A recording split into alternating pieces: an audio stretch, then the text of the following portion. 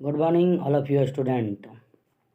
आज हम आप लोगों के लिए लेकर आए हैं साइंस का फिजिक्स, जिसका चैप्टर का नाम है प्रकाश का परावर्तन यानी रिफ्लेक्शन ऑफ लाइट। दोस्तों, सबसे पहले बात कर लेते हैं कि हम प्रकाश क्या है। सबसे प्रकाश का बारे में हम अगर बात करें तो प्रकाश एक विद्युत चुंबकीय तरंग है जिससे हम किसी भी वस्तु को देख सकते हैं। और ये याद रखिए कि हम किसी भी वस्तु को अगर देख पाते हैं वो है तो रिफ्लेक्शन ऑफ लाइट के कारण। दोस्तों, प्रकाश की चाल जो होती है वो सबसे ज़्यादा जो होती है वो निर्वात में होता है। निर्वात अर्थात खाली, जिसे शून्य और हवा के नाम से भी जानते हैं। अगर पूछ दे कि प्रकाश की चाल अधिकतम कहाँ होता है तो याद रखिए निर्वात, हवा और शून्य। सबसे पहले दोस्तों आप लोगों का पहला क्वेश्चन है कि प्रकाश क्या है। प्रकाश एक विद्युत चुंबकीय तरंग है जो कि पार्टिकल्स और वेव दोनों से मिलकर बनता है। दूसरा क्वेश्चन है आप लोगों के लिए कि निर्वात में प्रकाश की चाल कितनी होती है। तो निर्वात में प्रकाश की चाल होती है 3 × 10⁸ मीटर प्रति सेकेंड। इसका आंसर होगा सेकेंड नंबर, 3 × 10⁸ मीटर प्रति सेकेंड। अगर दोस्तों किलोमीटर प्रति सेकेंड में हो तो याद रखिएगा 3 × 10⁵ होगा। अगर किलोमीटर में हो तो 3 × 10⁵ किलोमीटर प्रति सेकेंड, और मीटर में होगा तो 10⁸। बस इतना याद रख लीजिएगा। अगर मीटर ms लगा हो, m को कहते हैं मीटर, s को कहते हैं सेकेंड, तो 3 × 10⁸ होगा। और अगर किलोमीटर प्रति km पर सेकेंड हो तो 10⁵ होगा, 3 × 10⁵। अब लोगों का दोस्तों तीसरा क्वेश्चन है, आवर्तनांक बराबर होता है किसके बराबर होता है। तो याद रखिए दोस्तों, आवर्तनांक कहते हैं किसी भी माध्यम में प्रकाश की चाल और निर्वात में प्रकाश की चाल के अनुपात को हम आवर्तनांक के नाम से जानते हैं। तो दोस्तों इसको कह सकते हैं sin I बट्टा sin R। आवर्तनांक बराबर होता है sin I बट्टा sin R। और ये याद रखिए दोस्तों, किसी भी विशेष रंग के लिए जो है आपतन कोण की जाया और अपवर्तन कोण की जाया का अनुपात एक नियतांक होता है। इसे स्नेल के नियम से भी जानते हैं हम। आप लोगों का दोस्त चौथा क्वेश्चन है कि उत्तल दर्पण द्वारा बना प्रतिबिंब कैसा होता है। तो सबसे पहले उत्तल दर्पण के बारे में दोस्तों हम जान लेते हैं कि उत्तल दर्पण क्या होता है। उत्तल दर्पण वो होता है जिसका बीच वाला भाग मोटा जिसका परावर्तक सतह उठा हुआ होता है। और याद रखिए दोस्तों, इसके उत्तल दर्पण का प्रतिबिंब जो होता है वो काल्पनिक होता है और सीधा होता है और वस्तु से छोटा होता है। इसीलिए हम उत्तल दर्पण का उपयोग गाड़ी के साइड मिरर के रूप में करते हैं। साइड मिरर अर्थात पार्श्व दर्पण के रूप में करते हैं, जो गाड़ी में ऐना लगा होता है उसके रूप में करते हैं। और दूसरा इसका गाड़ी के स्ट्रीट लाइट के जो दर्पण होता है उसका लाइट का शीशा होता है उसके रूप में करते हैं, पोल और पर जो हम उपयोग करते हैं। दोस्तों अब हम बात करते हैं उत्तल दर्पण। थोड़ा सा हम अवतल दर्पण के बारे में बात कर लेते हैं कि अवतल दर्पण द्वारा जो बना प्रतिबिंब होता है वो वास्तविक और काल्पनिक दोनों बनता है। और इसमें जो कह सकते हैं वस्तु से बड़ा और छोटा दोनों बनता है उसमें। लेकिन उत्तल दर्पण द्वारा बना प्रतिबिंब जो होता है सिर्फ और सिर्फ काल्पनिक और वस्तु से छोटा बनता है, काल्पनिक सीधा और वस्तु से छोटा। और तीसरा नंबर दोस्तों, उत्तल का सभी कुछ धनात्मक होता है। लेंस की अति उत्तल का क्षमता, फोकस दूरी, वक्रता त्रिज्या, ये सभी जो है वो धनात्मक होता है। और अवतल का चाहे वो लेंस हो या दर्पण हो उससे नहीं मतलब है, सभी कुछ ऋणात्मक होगा। अगर कुछ भी पूछ दे कि किस लेंस का फोकस दूरी धनात्मक हो तो कुछ नहीं देखना है, सीधा उत्तल देख के मार देना है, लेंस हो या दर्पण। दोस्तों हम बात करते हैं अब पांचवा क्वेश्चन, गाड़ी के साइड मिरर के रूप में उपयोग करते हैं किसका, हम उत्तल दर्पण का उपयोग करते हैं। आप लोग का ऑप्शन नंबर फर्स्ट होगा आंसर।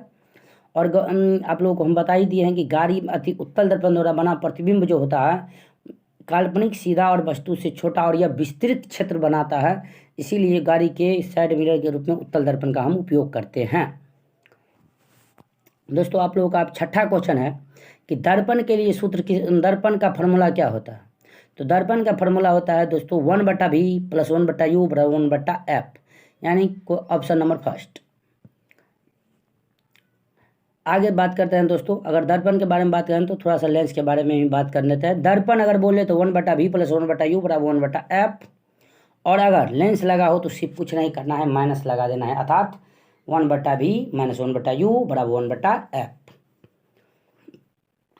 आप लोगों का दोस्तों 7वां क्वेश्चन है, किसकी फोकस दूरी धनात्मक होती है। हमने अभी अभी बात किया है कि उत्तल का सभी कुछ धनात्मक होता है जबकि अवतल का सभी कुछ ऋणात्मक होता है। तो आप लोगों का आंसर होगा 7वां का फर्स्ट नंबर। अब बात करते हैं दोस्तों, फोकस दूरी और वक्रता त्रिज्या में क्या संबंध है। दोस्तों सबसे पहले याद रखिएगा, फोकस दूरी जो होती है वह वक्रता त्रिज्या की आधी होती है। फोकस दूरी यानी किसी लेंस के द्वारा जहाँ तक हम देख पाते हैं फोकस, उसी को कहते हैं फोकस दूरी। फोकस दूरी वक्रता त्रिज्या की आधी होती है और वक्रता त्रिज्या फोकस दूरी की दुगुनी होती है। इसीलिए हम कह सकते हैं कि F बराबर F जो है फोकस दूरी को कहते हैं और R जो है वक्रता त्रिज्या को कहते हैं। इसका आंसर होगा F बराबर R/2, या दूसरा आंसर हो सकता है R बराबर 2F।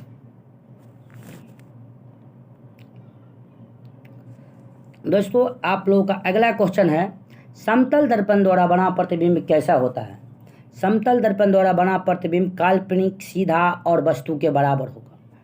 और दोस्तों हम आप समतल दर्पण के बारे में कुछ खासियत और बता दें कि समतल दर्पण का परावर्तक सतह जो होता है वह समतल होता है। और तीसरी बात, समतल दर्पण में वस्तु जितनी दूरी, समतल दर्पण से वस्तु जितनी दूरी पर होगी प्रतिबिंब भी उतनी ही दूरी पर बनेगा। तो दोस्तों अब हम बात करते हैं, नेक्स्ट क्वेश्चन पे चलते हैं। क्वेश्चन नंबर 8 पर, प्रकाश के परावर्तन का नियम क्या कहता है। प्रकाश के परावर्तन के दोस्तों सबसे पहले बात कर लेते हैं, 2 नियम हैं। पहला नियम क्या कहता है कि आपतन कोण परावर्तन कोण बराबर होता है। तो दोस्तों आप लोगों के मन में ये शंका होता होगा कि आपतन कोण कहते किसको हैं। तो दोस्तों याद रखिए, जब प्रकाश की किरण किसी वस्तु के सतह पर पड़ता है तो वो वस्तु के साथ जो भी कोण बनाता है उसे हम आपतन कोण कहते हैं। और दोस्तों प्रकाश के परावर्तन कहता है कि जब कोई प्रकाश की किरण किसी वस्तु की सतह से टकराता है तो वह वहाँ से वापस लौट जाता है। तो जब वो प्रकाश वापस लौटता है तो वह सतह के साथ कोण बनाता है, तो उसको परावर्तन कोण कहते हैं। यानी आपतन कोण और परावर्तन कोण दोनों बराबर होता है। दूसरा नियम कहता है कि आपतित किरण, परावर्तित किरण और आपतन बिंदु से खिंचा गया विलंब तीनों एक ही समतल में होता है। दोस्तों क्वेश्चन नंबर अब बात करते हैं 10। इसमें थोड़ा सा मिसप्रिंट हो गया है, उसके लिए सॉरी। प्रकाश के कितने रंग होते हैं। प्रकाश के रंग होते हैं 7। प्रकाश 7 रंगों से मिलकर बना होता है।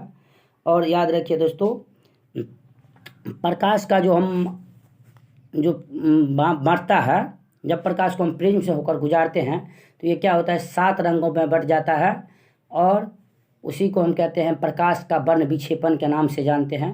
और वह प्रिज्म से गुजरने के बाद जब वो 7 रंगों में बट जाता है तो वह एक रंगीन पट्टी हम उसके सामने रख देते हैं, सफ़ेद कपड़ा, और उस पर जा कर के ये पड़ता है, जिसे जो बनता है जिसे कहते हैं स्पेक्ट्रम, जिसके कारण हम मूवी देख पाते हैं।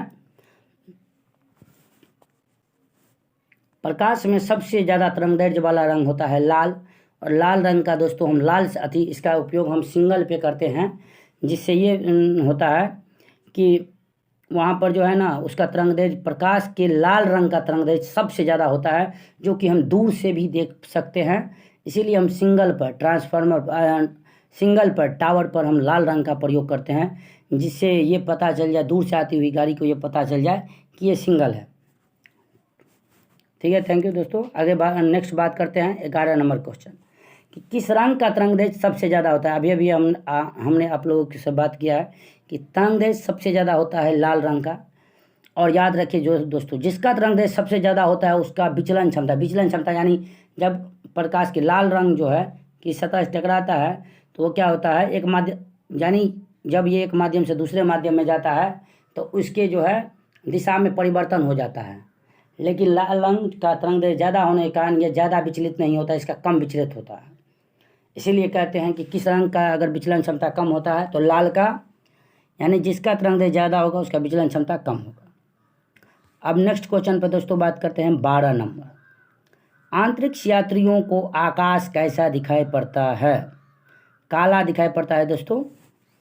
अंतरिक्ष यात्रियों को आकाश का रंग काला दिखाई पड़ता है। नेक्स्ट क्वेश्चन है दोस्तों, आकाश नीला क्यों दिखाई पड़ता है? आकाश में जो है नीला दिखाई पड़ने का सबसे बड़ा कारण है प्रकाश का प्रकीर्णन। जब प्रकाश जो है सो किसी सतह पर पड़ता है तो उसमें से जो है सो वह जो है सो सभी रंगों को प्रकीर्णित कर देता है, और वह नीला रंग जो है ना, इसीलिए वह नीला रंग को प्रकीर्णित कर दे, इसीलिए वह नीला रंग दिखाई पड़ता है। इसमें एक और क्वेश्चन आता है दोस्तों, आकाश में तारे क्यों टिमटिमाते हैं? तो प्रकाश के अपवर्तन के कारण। और दोस्तों हम बात कर लेते हैं प्रकाश के अपवर्तन के कुछ खासियत। पानी में रखा हुआ सिक्का जो है उठा हुआ प्रतीत होता है। तीसरा, जब पानी में मछुआरे के द्वारा जब मछली मारने के लिए जाया जाता है, मछली को मारने में कठिनाई होती है, ये होता है प्रकाश के अपवर्तन के कारण। चौथा, प्रकाश पानी में रखा हुआ पेंसिल उठा हुआ प्रतीत होता है। पाँचवा, पानी में रखा जब डोल में जब पानी रहता है तो उसका सतह जो है उठा हुआ प्रतीत होता है, यह प्रकाश के अपवर्तन के कारण। दोस्तों क्वेश्चन नंबर 14 बात करते हैं, किस रंग का तरंगदैर्घ्य सबसे कम होता है? तो बैगनी का। और दोस्तों याद रखिएगा, जिसका तरंगदैर्घ्य सबसे कम होता है उसका विचलन क्षमता सबसे ज़्यादा होता है। तो याद रखिए दोस्तों, अगर पूछेगा किसका विचलन क्षमता सबसे ज़्यादा होता है तो बैगनी रंग का। और किस रंग का तरंगदैर्घ्य सबसे कम होता है? तो बैगनी रंग का। बैगनी रंग का तरंगदैर्घ्य सबसे कम होता है, विचलन क्षमता अधिक होता है। और लाल रंग का तरंगदैर्घ्य सबसे ज़्यादा होता है, इसीलिए उसका विचलन क्षमता कम होता है। वही दोस्तों 15 नंबर क्वेश्चन है, किस रंग का विचलन क्षमता कम होता है? तो लाल रंग का। और ये याद रख ले दोस्तों, उत्तल दर्पण के बारे में थोड़ा सा और जानकारी हम बात कर लेते हैं। उत्तल दर्पण को हम अपसारी दर्पण के नाम से जानते हैं और अवतल दर्पण को हम अभिसारी दर्पण के नाम से जानते हैं, क्योंकि उत्तल दर्पण से प्रकाश गुजरने के बाद फैलने लगता है और अवतल दर्पण से प्रकाश गुजरने के बाद एक ही बिंदु पर केंद्रित हो जाता है। इसीलिए हम अवतल दर्पण को हम अभिसारी दर्पण कहते हैं और उत्तल दर्पण को अपसारी दर्पण कहते हैं। उत्तल दर्पण का उपयोग हम दो जगह पे करते हैं, गाड़ी के साइड मिरर में और गली में जो स्ट्रीट लाइट लगा होता है पोल पर, उसमें करते हैं। जबकि अवतल दर्पण का उपयोग डॉक्टरों के द्वारा रोगियों का नाक, कान, दांत देखने में किया जाता है, क्योंकि अवतल दर्पण के द्वारा बना प्रतिबिंब वस्तु से बड़ा बनता है, जिससे डॉक्टर को जो है कान में देखने के लिए जो है उसको बड़ा करके दिखाता है, इसीलिए कान को देखने के लिए डॉक्टर अवतल दर्पण का प्रयोग करता है। सर्च लाइट के रूप में करते हैं। उसके बाद बड़े बड़े सोलर कुकर में हम अवतल दर्पण का उपयोग करते हैं। थैंक यू दोस्तों, मिलते हैं नेक्स्ट क्लास में। और ये दोस्तों, अगर आप लोग आर्मी या डिफेंस या किसी भी अन्य competition, SSC, Bihar SSC, other competition के, बिहार पुलिस, जितने भी कंपटीशन जिसमें साइंस का क्वेश्चन रहता है, उन सभी के लिए ये बहुत ही महत्वपूर्ण है। और दोस्तों ये बात कर लेते हैं, ये जितने भी क्वेश्चन हैं इस क्वेश्चन को करने के बाद इस चैप्टर से आपको कोई भी क्वेश्चन फिर से पढ़ने की ज़रूरत नहीं पड़ेगी, सब का सब कवर हो जाएगा। दोस्तों इसमें मात्र 16 क्वेश्चन हमने बताया है, लेकिन हमने आपको जितना भी डिटेल है इससे संबंधित सभी मैंने कवर करा दिया है। दोस्तों अगर आप लोगों को ये वीडियो अगर पसंद आ रही हो तो चैनल को लाइक, सब्सक्राइब और शेयर ज़रूर करें। हमारा चैनल है Ganga education point. Thank you, मिलते हैं दोस्तों नेक्स्ट क्लास में।